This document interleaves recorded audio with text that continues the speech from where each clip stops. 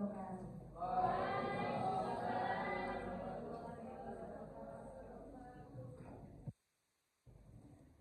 perkenalkan teman-teman, ini angkatan 2024 semua gitu ya. Ada beberapa mungkin 2023 gitu ya.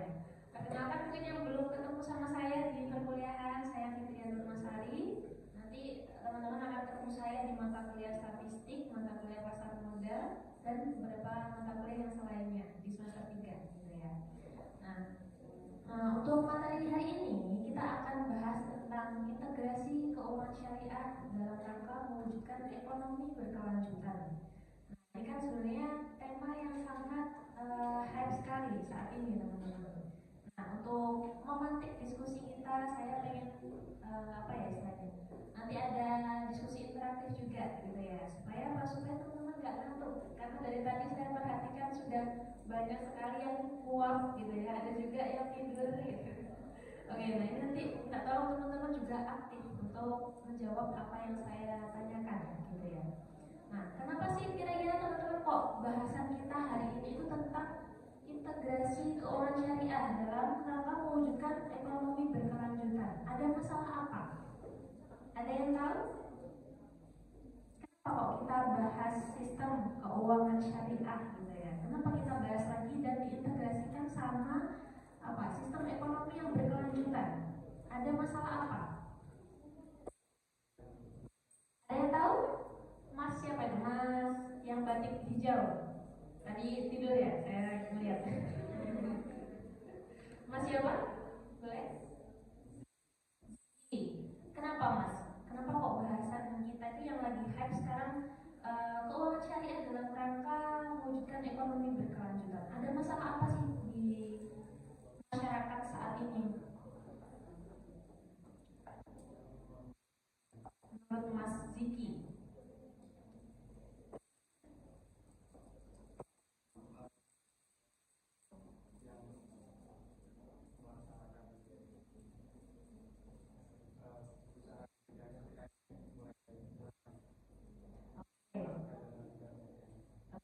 Mungkin karena ada pelaku yang apa praktik keuangan syariah itu yang masih kurang gitu ya. Oke, ada lagi teman-teman Mbak yang pakai jilbab hitam? Tapi ngantuk juga. Mbak siapa namanya? Alfi. Oke, Mbak Alfi. Kenapa kira-kira Mbak? SDM-nya rendah. Oke, itu mungkin masalah-masalah yang saat ini ya memang ada masalah di situ. Tapi teman-teman coba lihat ke belakang ya, sorry bukan ke belakang ya. Lihat saat ini itu ada fenomena yang namanya deflasi selama 5 bulan berturut-turut, gitu ya. Ada masalah ini ya. Ini coba kita simak dulu videonya. Ada video di sini.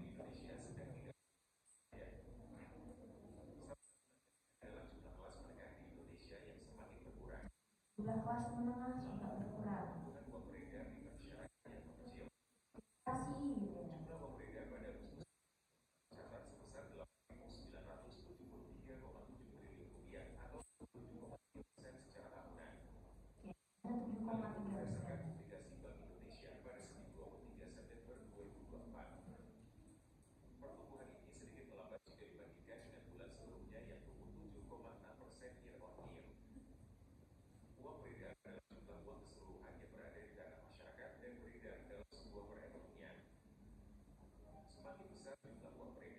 Oke, ada 7,3%.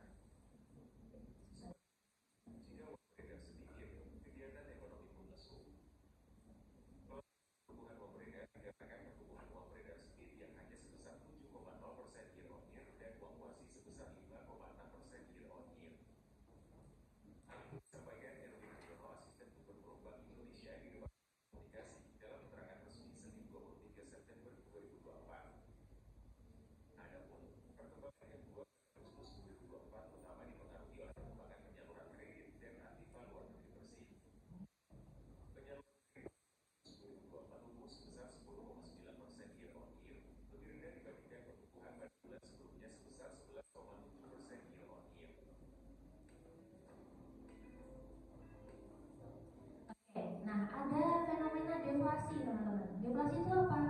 deflasi adalah ketika uang yang beredar di masyarakat itu jumlahnya sedikit. Kebalikan dari apa? Deflasi itu inflasi. Inflasi ketika jumlah uang beredar itu sangat banyak. Nah, kalau misalkan deflasi, ini kan berarti timbul suatu masalah yang itu harus ditangani segera gitu. Dan salah satu cara penanganannya oleh pemerintah adalah apa kira-kira teman-teman? Kalau jumlah uang beredar di masyarakat itu sedikit, pemerintah akan melakukan, ada yang tahu? Penurunan suku bunga. Siapa tadi yang jawab? Tahu. Akan melakukan penurunan suku bunga.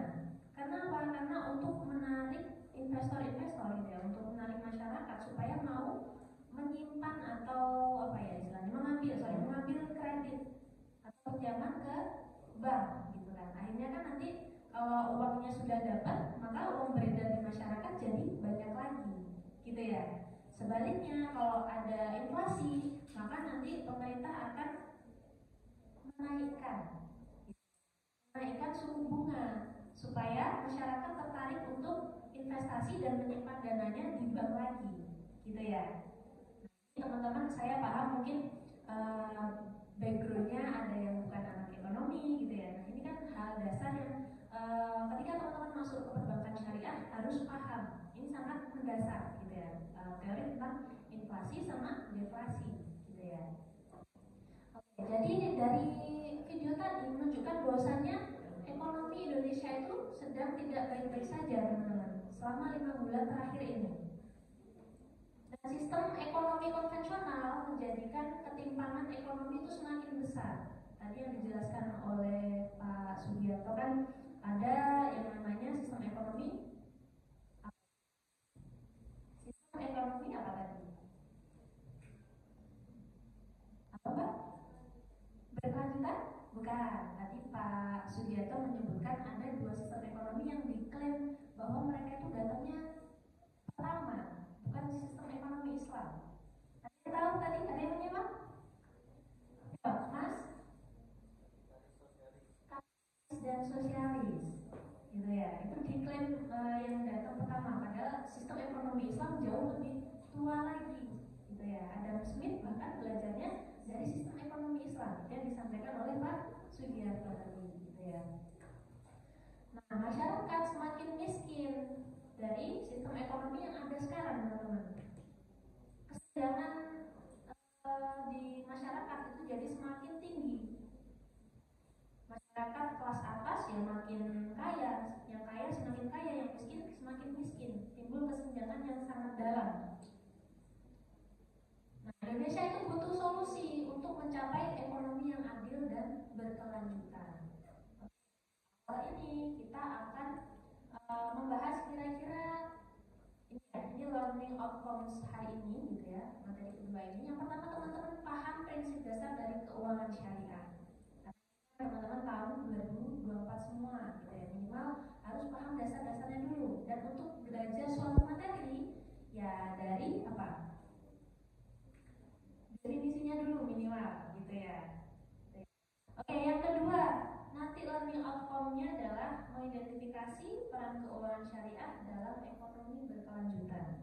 Untuk yang ketiga, teman-teman nanti bisa menggali potensi inovasi keuangan syariah dalam mewujudkan ekonomi berkelanjutan. Kira-kira ada inovasi apa saja untuk mencapai sistem ekonomi yang berkelanjutan? Jadi, keuangan syariah bisa terintegrasi dengan sistem ekonomi yang berkelanjutan itu tadi. Dan yang terakhir teman-teman nanti mengeksplorasi tantangan serta peluang integrasi keuangan syariah dalam ekonomi yang berkelanjutan. Lesson outline-nya atau tahapan pembelajaran hari ini kayak kuliah di kelas sebenarnya. Oke, nggak apa-apa.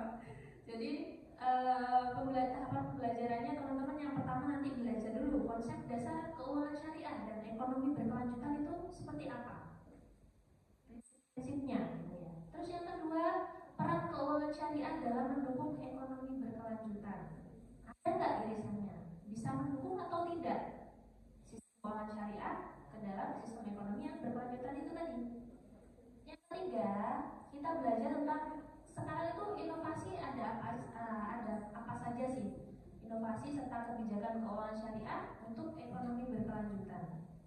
Dan yang terakhir, kita nanti mengeksplor masa depan keuangan syariah dalam ekonomi berkelanjutan. Oke, sudah ada yang nonton lagi? Mas Diki? Oke, kita masuk ke chapter yang pertama. Kita belajar tentang konsep dasar keuangan syariah dan ekonomi berkelanjutan. Nah, kalau teman-teman yang sudah ikut kuliah saya pasti sudah paham gimana alurnya. Karena pertama, saya selalu mewajibkan teman-teman untuk minimal belajar apa ya? Mempelajari definisinya dulu, dari dasarnya dulu. Nah, apa itu kira-kira keuangan syariah? Ada yang mau jawab? Ada yang mau jawab? Yang angkatan 2024, Mbak yang jilbab coklat, yang depannya pakai kacamata, Mbak siapa itu namanya? Siapa? Laila. Oke, Mbak Laila. Keuangan syariah itu apa sih, Mbak?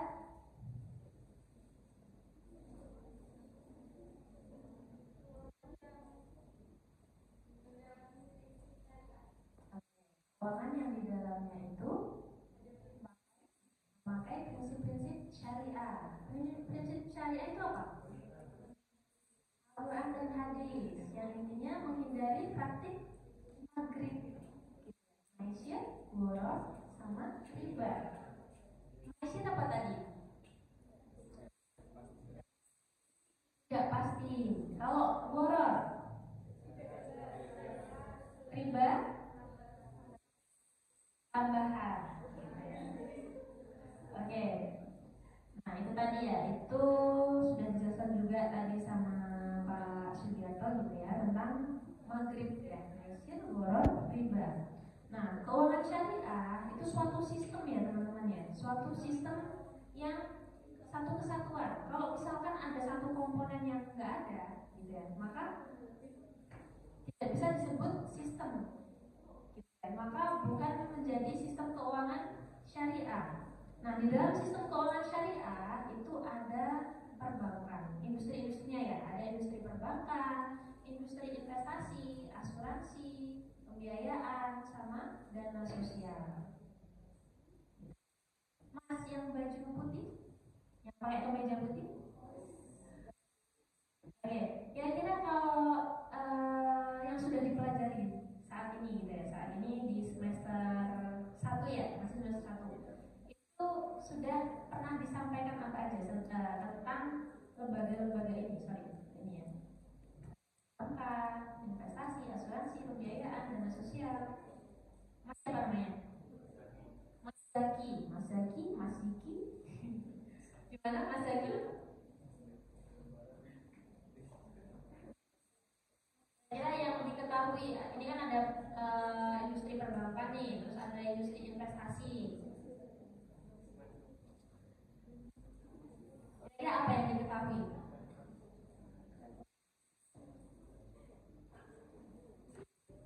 Nah, gimana? Oh, belum tahu Pak. Ada yang mau bantu?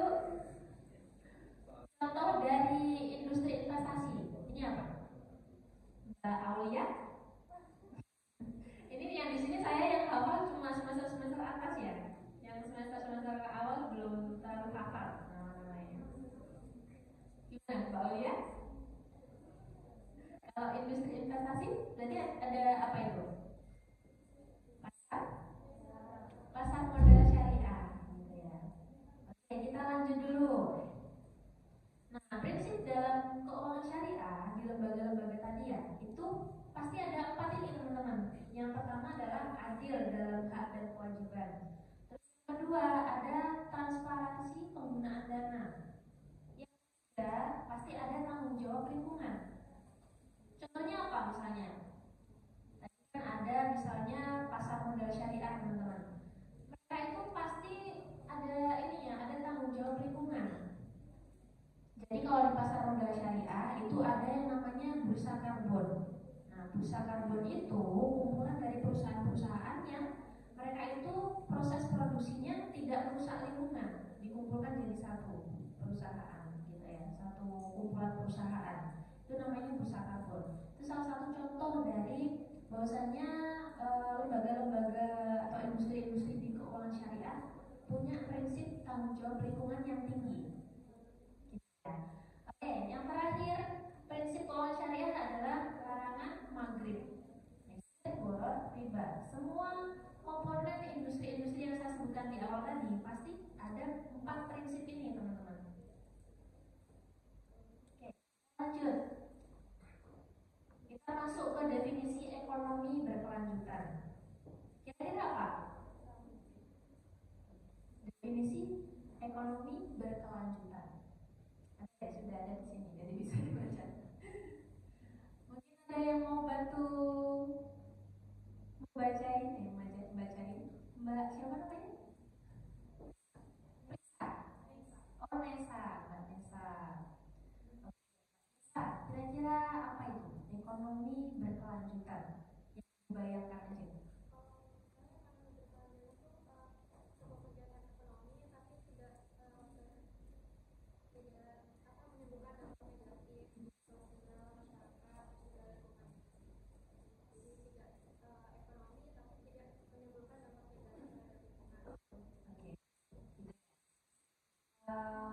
Sistem berkelanjutan ini kegiatan dari apa namanya sistemnya ini memang mereka itu tujuannya adalah sama-sama untuk memenuhi kebutuhan karena kan ekonomi, prinsip ekonomi memenuhi kebutuhan. Tapi dalam apa praktiknya itu nggak ada dampak negatifnya pada lingkungan di sini. Sehingga apa? Tadi sesuai sama prinsip-prinsip yang ada di keuangan syariah gitu ya. Ada satu prinsip yang sama. Oke. Sebelum kita simpulkan bahwasanya ternyata sistem ekonomi syariah itu mendukung ekonomi berkelanjutan, ini kita ciri-ciri ekonomi berkelanjutan. Yang pertama itu aktivitas pembangunan yang memenuhi kebutuhan saat ini tanpa mengorbankan kebutuhan datang. Jadi memang dari segi pembangunan mereka itu ya pembangunannya di-jor-joran gitu ya. Tapi tetap mempertimbangkan gimana nanti masa depan dari generasi-generasi selanjutnya. Ya, gitu kan. Budayanya nanti akan dihabiskan atau enggak, tetap memikirkan kebutuhan generasi yang akan mendatang. Terus yang kedua, ekonomi yang menyediakan kesejahteraan umum sebesar-besarnya dengan penggunaan sumber daya dan kerusakan lingkungan yang seminimal mungkin. Harapannya ketika pakai sistem ekonomi yang berkelanjutan ini tidak akan ada kerusakan lingkungan. Terakhir, berfokus pada kesejahteraan bersama dan menguntungkan bagi produsen dan konsumen dengan tidak hanya mengejar pada pertumbuhan ekonomi saja. Nah, sesuai sama prinsip yang di ekonomi syariah. Bahwasanya sistem ekonomi kita ini juga masih ada sisi pasti ada sisi sosialnya atau filantropinya gitu ya. Jadi tidak memikirkan kekayaan saja, tapi juga memikirkan pemerataan kekayaan itu kepada orang lain. Khairun nas.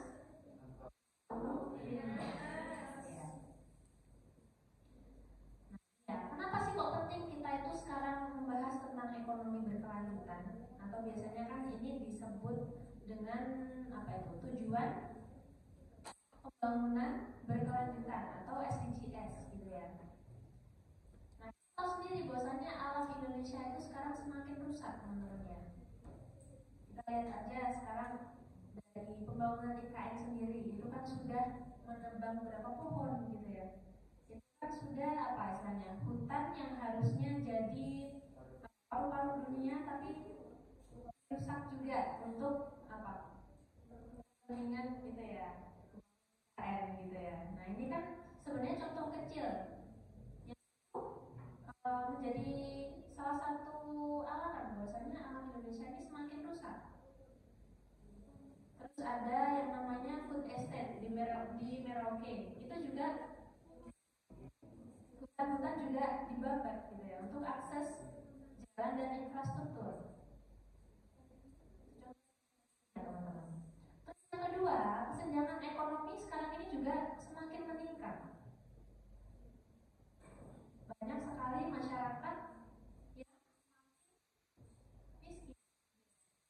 Kelompok menengah gitu ya, kelompok menengah itu juga sekarang semakin turun. Tadi kalau dari video yang di awal saya tunjukkan tadi, kelompok menengah itu sekarang semakin turun. Kelompok menengah itu siapa? Kelompok menengah itu siapa? Gimana? Masih masyarakat biasa, kelas menengah. Hasilannya itu menengah ke atas. Itu jumlahnya semakin rendah teman-teman sekarang. Terus yang ketiga, hutang Indonesia semakin banyak. Dan yang keempat, lapangan kerja sekarang semakin sulit. Ini membuat kita itu harus segera beralih ke ekonomi yang berkelanjutan. Nah, video tolong disimak.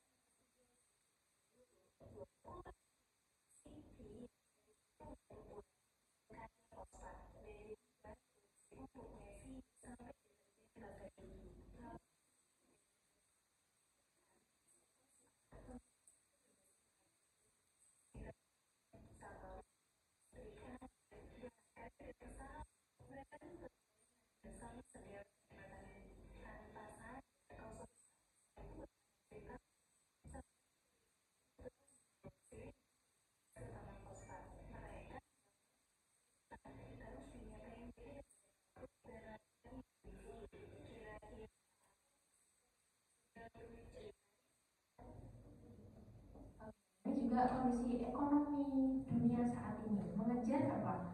Mengejar keuntungan yang sebesar-besarnya sampai kondisi lingkungan itu nggak diperhatikan lagi teman-teman.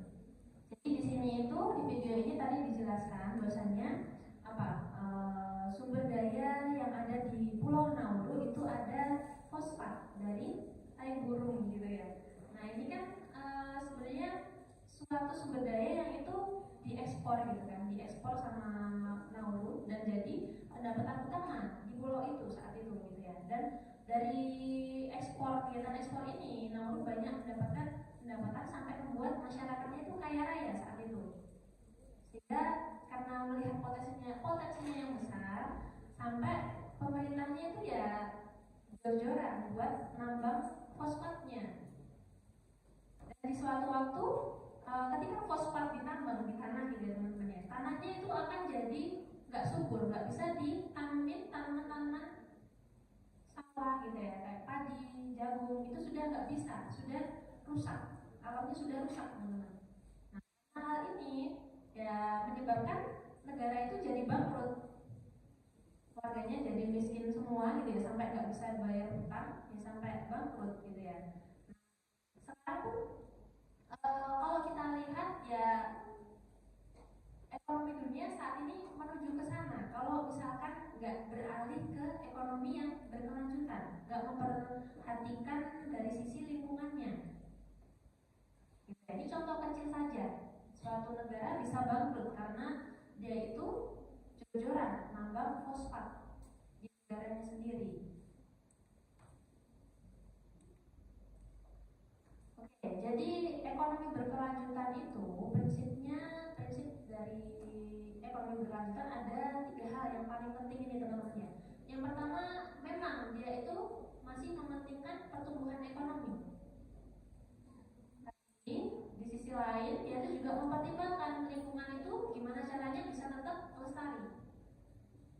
Dan terakhir ada juga sisi kesejahteraan sosial dari ekonomi berkelanjutan. Nah, kita masuk ke chapter selanjutnya. Kita belajar tentang peran keuangan syariah dalam mendukung ekonomi berkelanjutan. Kira-kira kalau dari chapter 1 tadi, kita kan sebenarnya sudah tahu nih bahwa prinsip-prinsip ekonomi syariah atau keuangan syariah dengan ekonomi berkelanjutan itu ada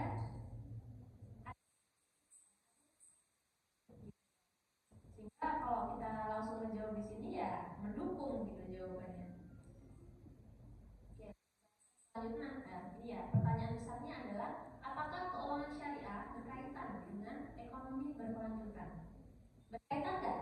Berkaitan, gitu ya. Yang sama. Nah, ini kalau saya gambarkan, di sini ada irisan dari kedua sistem ini. Yang pertama, kalau keuangan syariah itu kan tadi memperhatikan sisi keadilan, terus tetap memperhatikan hasil dan lanjutan itu juga sama, ada sisi keadilan, sosial juga ada, tetap juga memperhatikan sisi lingkungan ketika menjalankan sistem ekonominya. Sehingga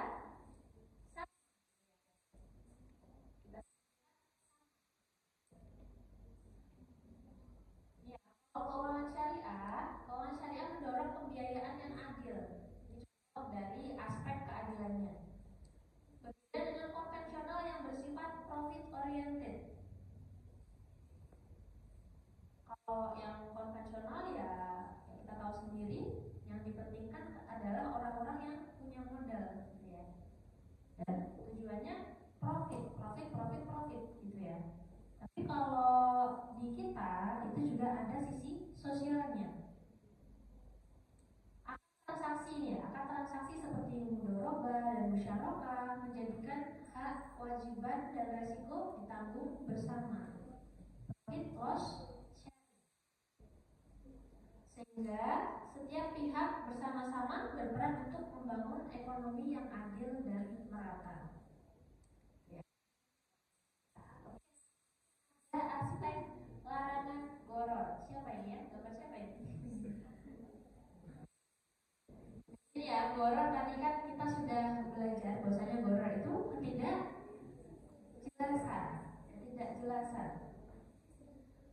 Hal ini bisa merugikan salah satu atau kedua pihak yang menjalankan transaksi.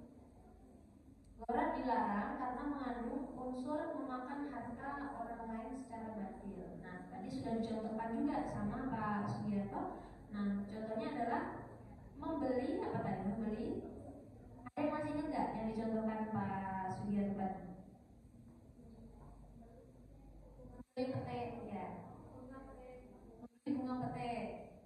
Membeli apa itu? Mangga yang belum berbuah. Jadi yang dibeli pohonnya, gitu ya. Itu kan mengandung unsur-unsur goror. Dan nggak boleh teman-teman. Kalau diistilahkan Jawanya itu namanya ijon transaksinya. Ijon. Ya, saya contohkan membeli anakan sapi yang masih dalam kandungan.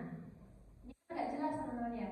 Apakah di dalam kandungan ibu sapi tadi ada 2 sapi atau 1 sapi gitu ya? Sudah dihargai di awal. Saya beli anak sapimu gitu ya. 1 juta misalnya. Untuk ekornya biasanya ini ya. Ini perkiraan aja. Saya nggak tahu harga sapi berapa. Oke, perkiraan aja. 1 juta harga sapimu gitu ya. Masih di kandungan. Ternyata yang keluar 2 gitu misalnya. Ini kan sudah berbeda harganya, tapi sudah ditentukan di awal uangnya segitu, gitu kan. Ini kan ada unsur ketidakjelasan. Terus yang kedua membeli jeruk ketika pohonnya belum berbuah, sama kayak yang membeli pete dan membeli mangga tadi, itu transaksi ijon.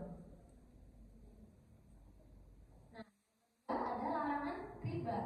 Riba ya, riba menjadikan orang yang dalam kondisi kesusahan makin susah.